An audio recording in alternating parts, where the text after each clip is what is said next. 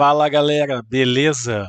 Vamos lá então. Hoje a gente vai ver como criar um modelo dimensional, o nosso famoso modelo estrela, dentro do Power BI.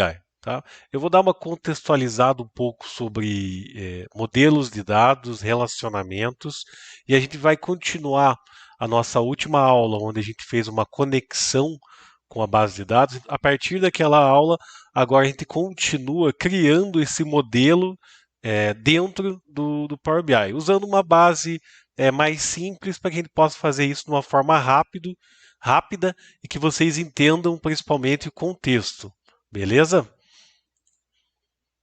Então vamos lá. Eu quero falar um pouquinho aqui de como funciona uma modelagem tradicional, certo?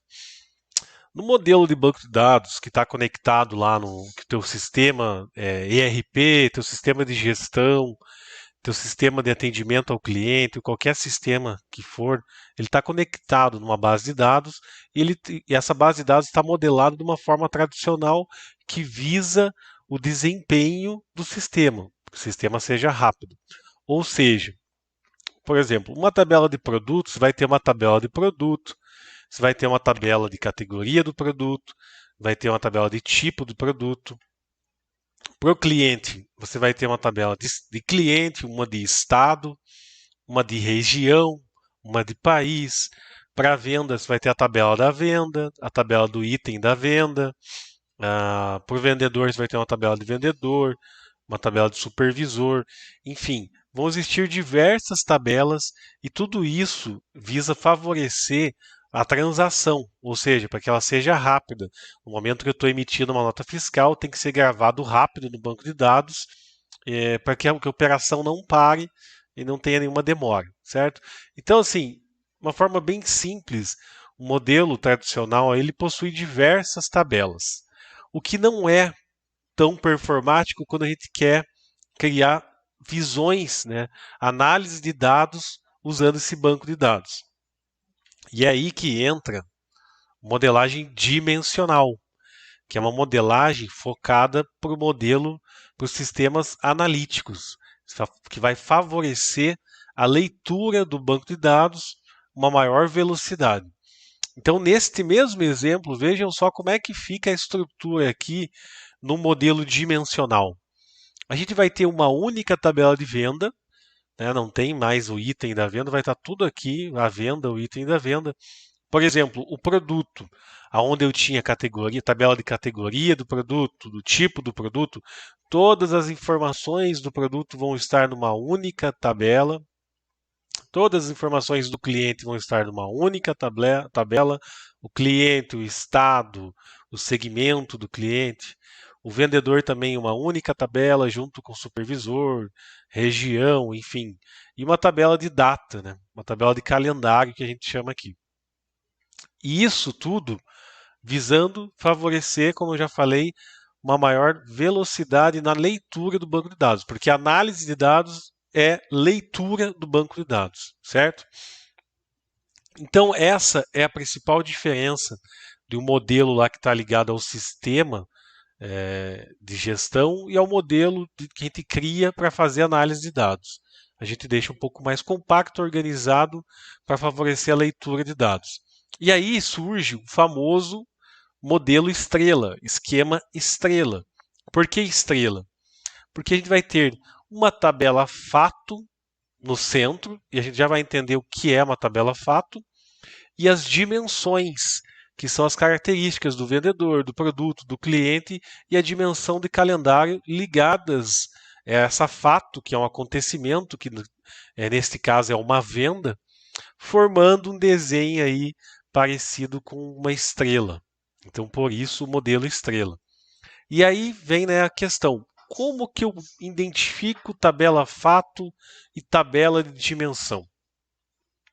As dimensões a gente pode entender como entidades, ou seja, o cliente, a conta, o funcionário, fornecedor, produto, né, são entidades, possuem características. Né? Eu tenho o estado do cliente, a categoria do produto, o tipo do produto, a marca do produto, eu tenho o tipo da conta, né, o nome de uma conta, enfim, são características dessas entidades.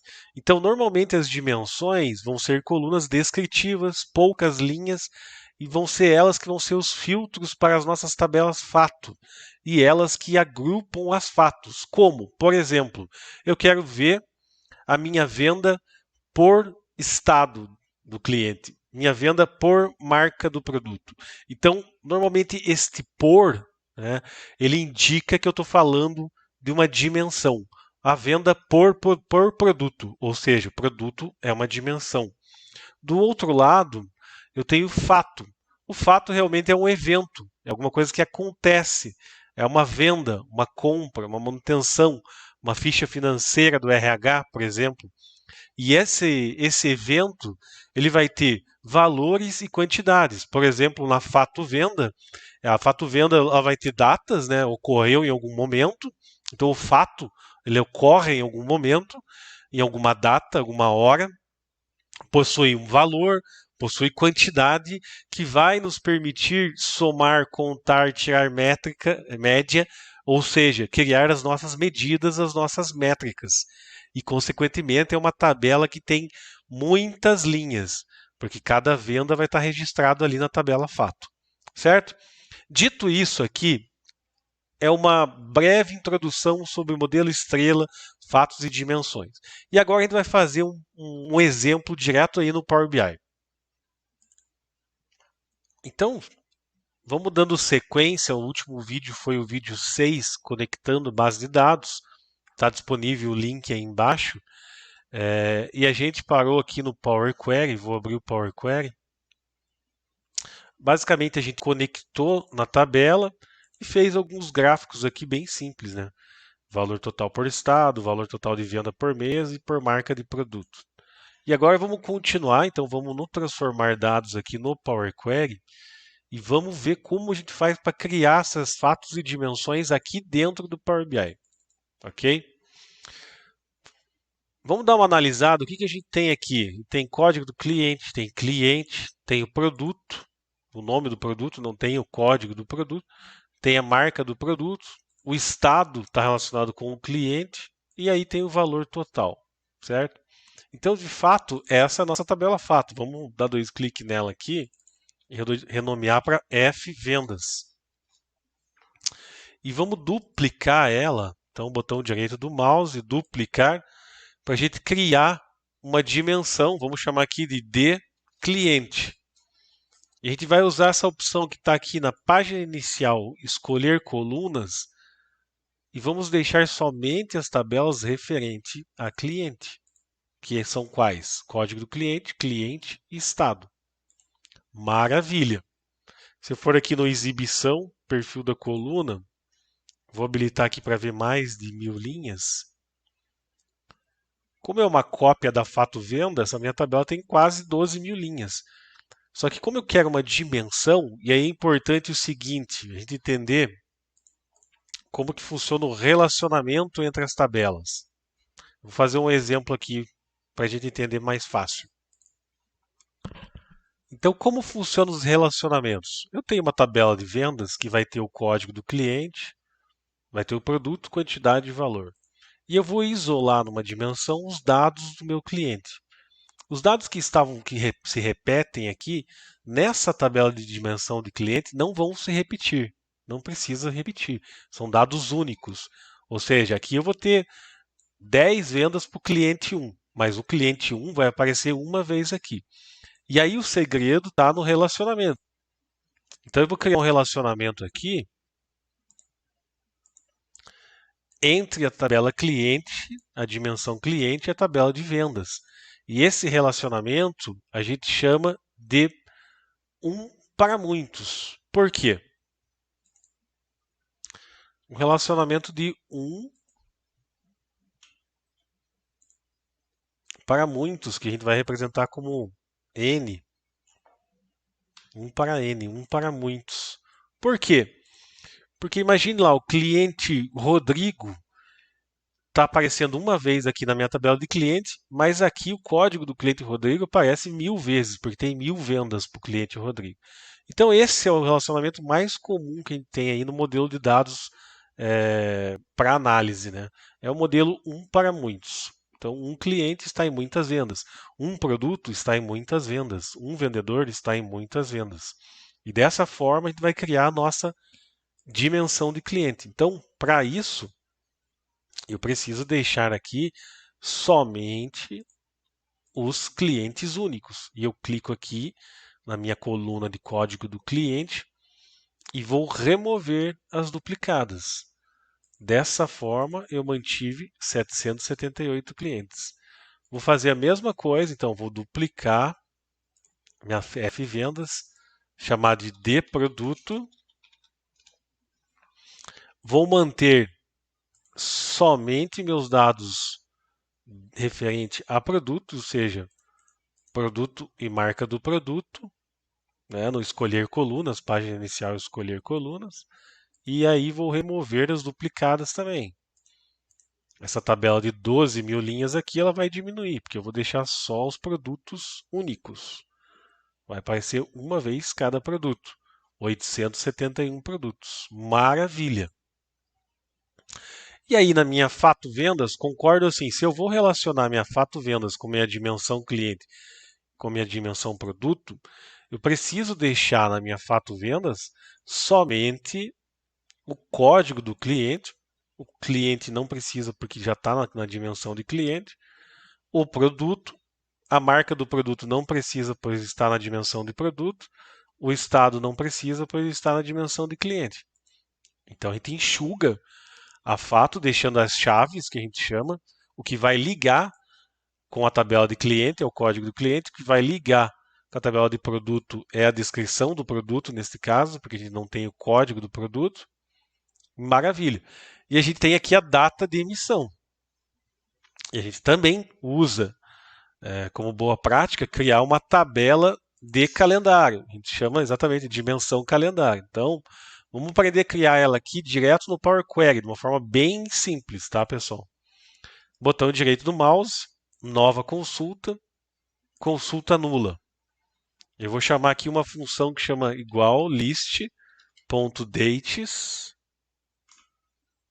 Tá? Tomar cuidado aqui com list.dates. Coloco um enter, então essa função me pede uma data de início. Aqui vou colocar 01/01/2022. Vou mandar ele contar 365 vezes de 1 em 1. Então o step aqui de 1 em 1. Vou clicar em invocar. Ele criou um calendário para mim. Vou transformar para tabela. Vou dar um OK aqui. Vou chamar aqui essa função de fx calendário e a tabela de calendário. Vou alterar o nome da coluna para data, o tipo data. A partir dessa coluna aqui, usando o adicionar coluna, menu data, eu consigo trazer aqui o ano, o ano 2022. Se eu quiser filtrar por ano lá na frente, o mês, o nome do mês, janeiro. Conseguiria trazer várias informações aqui. E qual que é o segredo? Mais uma vez, eu vou fazer o relacionamento dessa data com essa data de emissão.